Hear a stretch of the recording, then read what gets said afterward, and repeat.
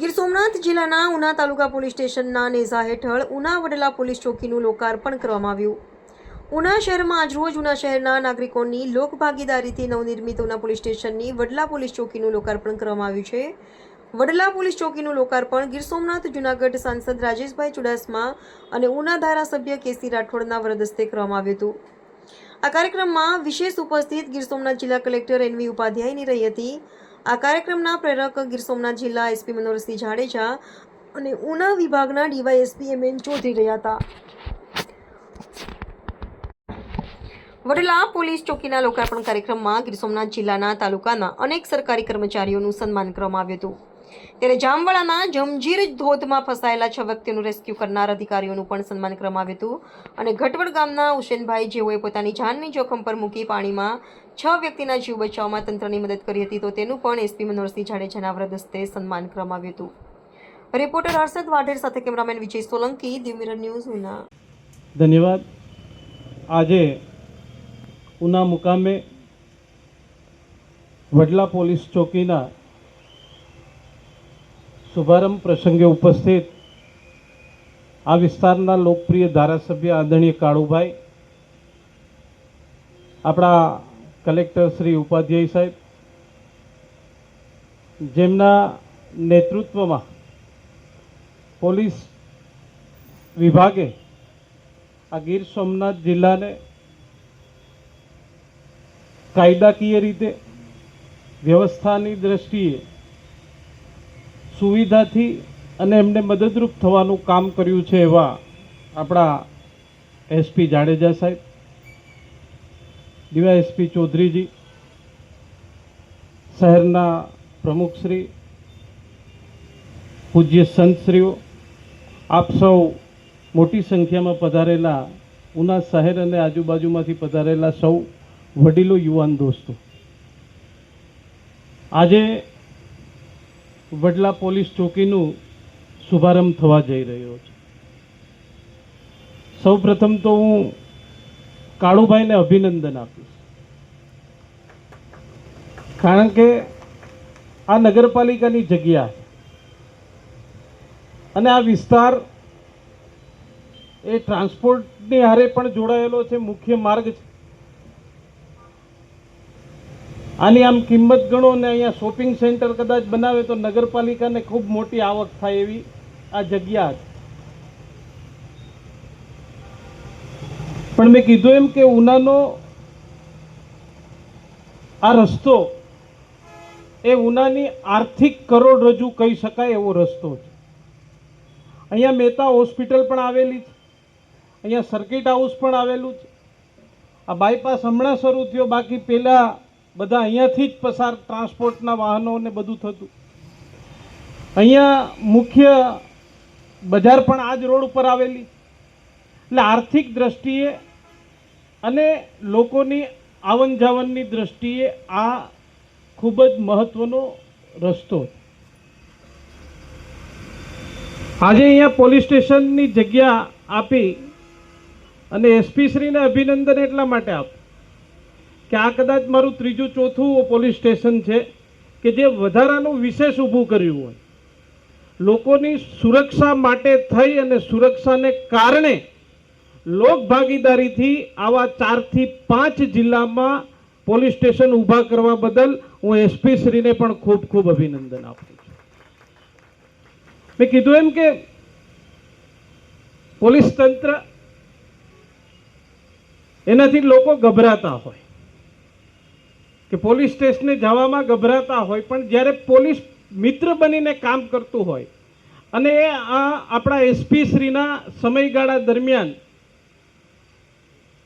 Police પ્રજાની સાથે એનો મિત્ર બનીને કામ કરવાનું જો કોઈ એસપી શ્રીએ કર્યું હોય તો એ આપણા જાડેજા સાહેબે અને એમની ટીમને હું ખૂબ ખૂબ અભિનંદન આપીશ. આપણે સૌ જાણીએ છીએ કે આ વિસ્તારમાં નાના મોટા આપણા તહેવારો, એ તહેવારોમાં પણ અહીંયા ખૂબ મોટું ટ્રાફિક હોય. રોજે રોજ તો હોય જ, પણ તહેવારોમાં પણ ખૂબ ટ્રાફિક હોય.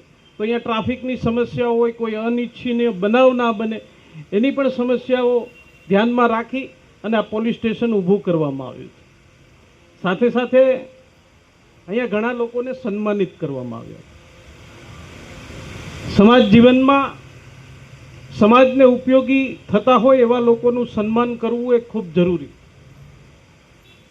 અને આપણે સૌએ જોયું ટીવીના માધ્યમથી 6 લોકો જંજીર ધોધમાં અચાનક પાણીનો પ્રવાહ આવવાથી 6 લોકો ફસાયેલા હતા.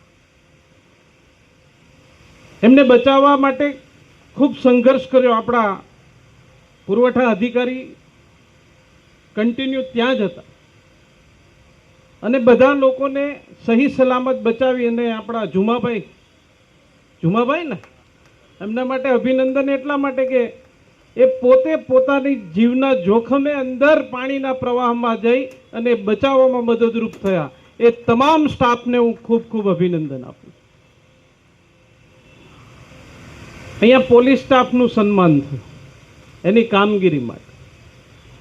જ્યારે આપણે આપણા તહેવારોની ઉજવણી કરતા હોય, જ્યારે આપણે આપણા તહેવારોમાં આપણા પરિવાર સાથે આનંદ કરતા હોય, ત્યારે આ પોલીસ તંત્ર એ આપણી સુરક્ષા માટે, આપણી વ્યવસ્થા માટે કોઈ બનાવ ના બને એટલા માટે એમના પરિવારથી દૂર રહીને આપણા આનંદમાં એની આનંદ લેતા હોય એવા પોલીસ સ્ટાફનું પણ જ્યારે સન્માન થયું છે ત્યારે તમામ પોલીસ મિત્રને પણ હું ખૂબ ખૂબ અભિનંદન આપું છું.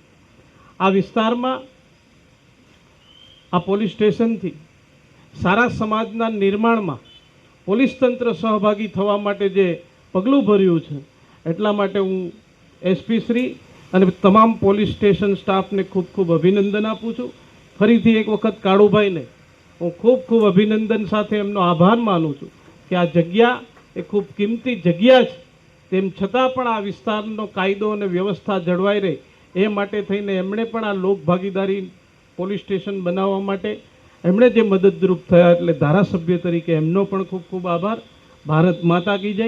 ને માન આપીને જે સાંસદશ્રી પધાર્યા છે એમનો આભાર માનવી છે, તેમજ ધારાસભ્યશ્રી અમારા લોકલાડે ધારાસભ્ય આ પ્રોગ્રામમાં આવ્યા એમનો આભાર માનવી છે. કલેક્ટર સાહેબનો અમે આભાર માનવી છે જે અમે ટૂંકી સાહેબની અમારા એસપી સાહેબે આમંત્રણ આપ્યું એટલે સાહેબ રાજી થઈ ગયા અને સાહેબ પધાર્યા એટલે સાહેબનો પણ આભાર માનવી છે.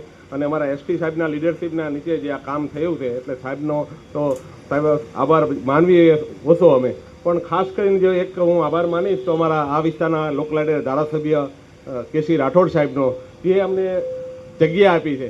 અમે સાહેબ અને એસપી સાહેબ અમારે 1 વર્ષથી અમે પ્રયત્નો કરતા હતા કે અમારે અહીં ચોકી બનાવી છે પણ ચોકી માટે અમારી પાસે જગ્યા નહોતી. તો અમે સાહેબની કહેવાથી અમે અમને વિનંતી કરી ધારાસભ્યશ્રીને કે ભાઈ અમારે જગ્યા જોઈ છે. એટલે ધારાસભ્ય તરત નગરપાલિકાને સૂચના આપી. નગરપાલિકાની આ કિંમતી જમીન અમને ફાળવી છે અને એના હિસાબે અમે આ ચોકી બનાવી શક્યા. એટલે ખાસ કરીને ધારાસભ્યશ્રી અને નગરપાલિકાની ટીમ, નગરપાલિકા ચીફ ઓફિસર બધાનો અમે આભાર માનવી છીએ. અને તે આ જગ્યા મળી તે પછી અમને સાહેબ એસપી સાહેબની માર્ગદર્શન મળ્યું કે આપણે લોક ભાગીદારી છે આ જગ્યા ઉપર ચોકી બનાવી છે અને આયોજનપૂર્વક બનાવી છે. એવી સામાન્ય ચોકી નથી બનાવી જે મિની પોલીસ સ્ટેશન હોય એવું સાહેબનું આખો કોન્સેપ્ટ હતો કે ભાઈ રાણા તમે એક એવું કામ કરીને જાઓ કે ભાઈ બધાને યાદ રહે.